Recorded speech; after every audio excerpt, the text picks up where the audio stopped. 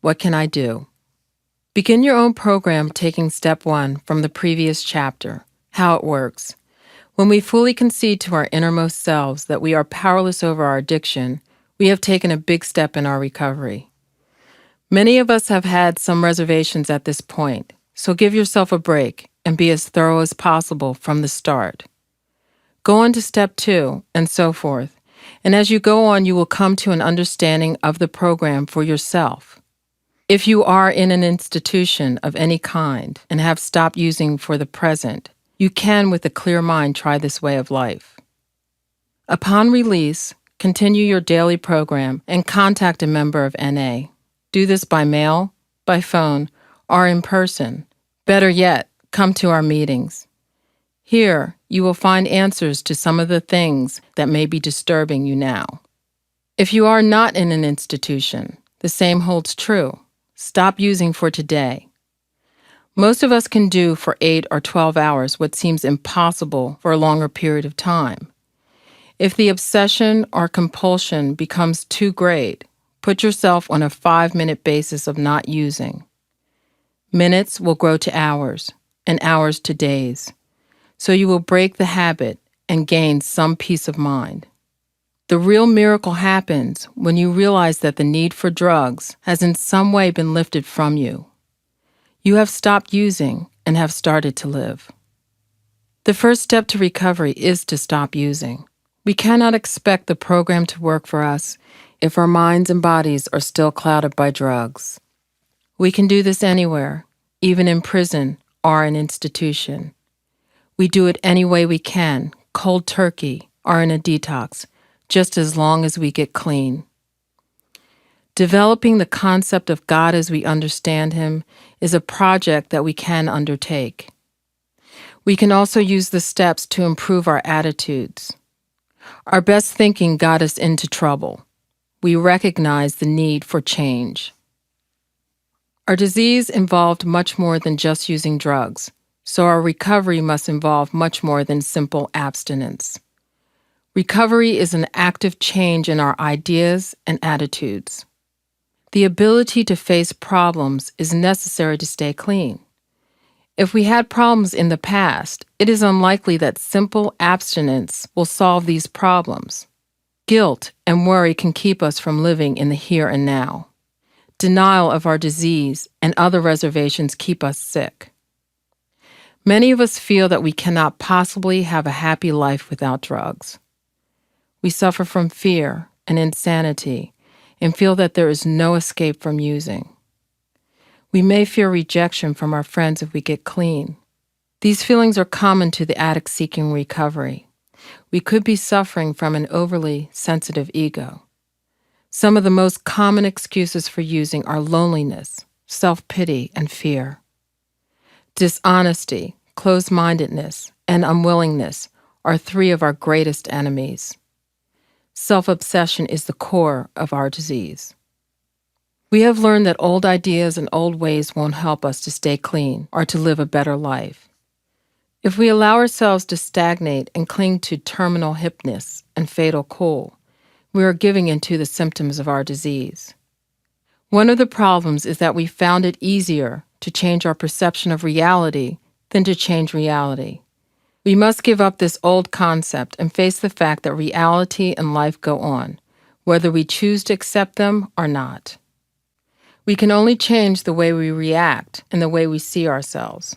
This is necessary for us to accept that change is gradual and recovery is an ongoing process. A meeting a day for at least the first 90 days of recovery is a good idea. There is a special feeling for addicts when they discover that there are other people who share their difficulties, past and present. At first, we can do little more than attend meetings. Probably we cannot remember a single word, person, or thought from our first meeting. In time, we can relax and enjoy the atmosphere of recovery. Meetings strengthen our recovery. We may be scared at first because we don't know anyone. Some of us think that we don't need meetings. However, when we hurt, we go to a meeting and find relief. Meetings keep us in touch with where we've been, but more importantly, with where we could go in our recovery. As we go to meetings regularly, we learn the value of talking with other addicts who share our problems and goals. We have to open up and accept the love and understanding that we need in order to change. When we become acquainted with the fellowship and its principles and begin to put them into action, we start to grow.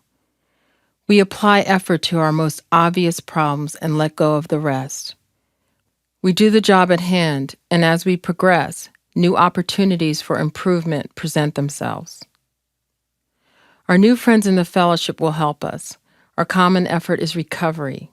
Clean, we face the world together. We no longer have to feel backed into a corner at the mercy of events and circumstances. It makes a difference to have friends who care if we hurt.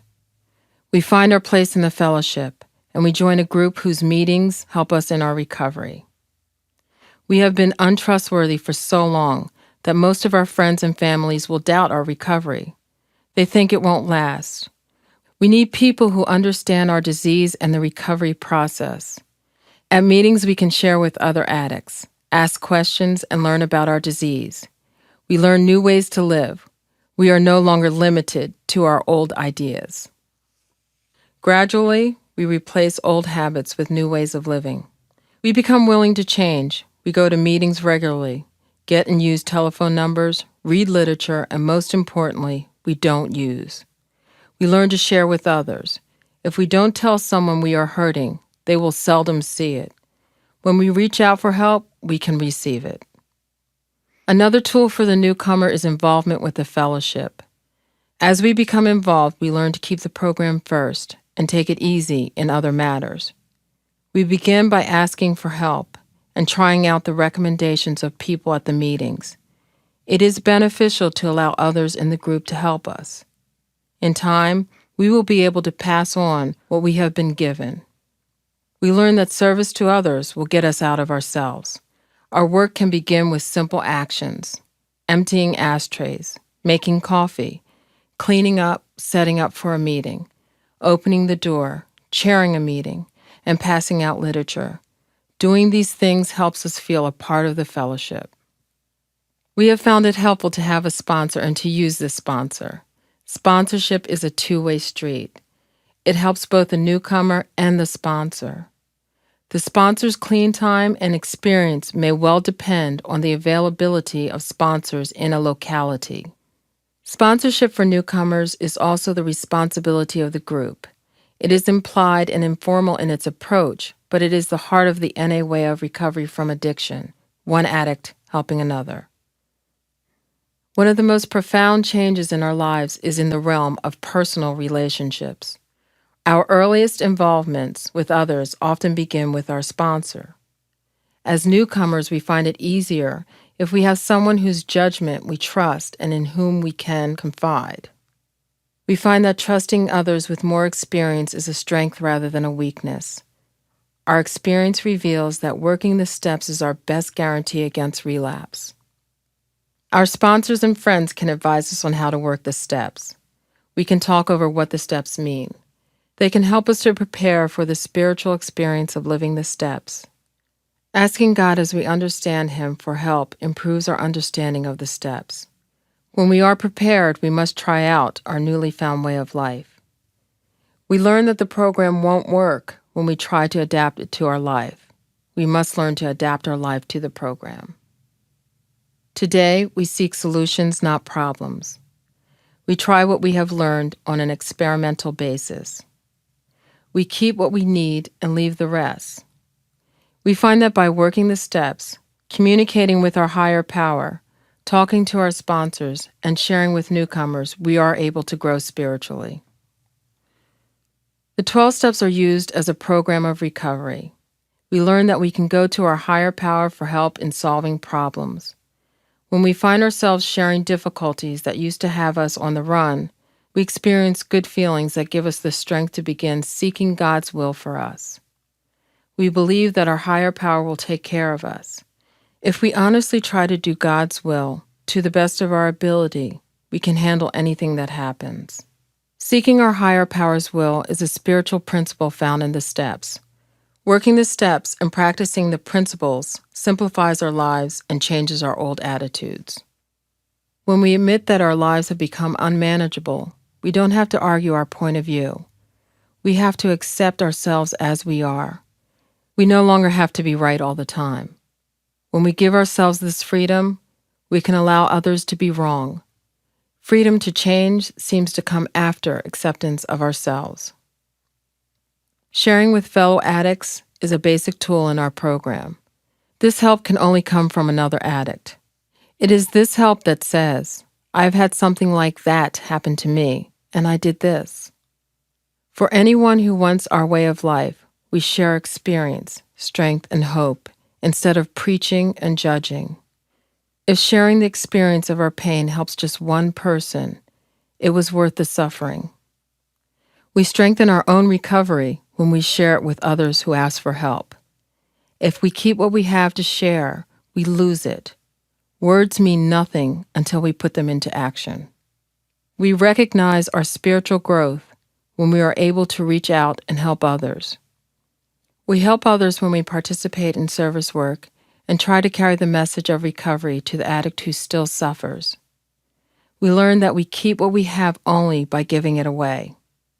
Also, our experience shows that many personal problems are resolved when we get out of ourselves and offer to help those in need.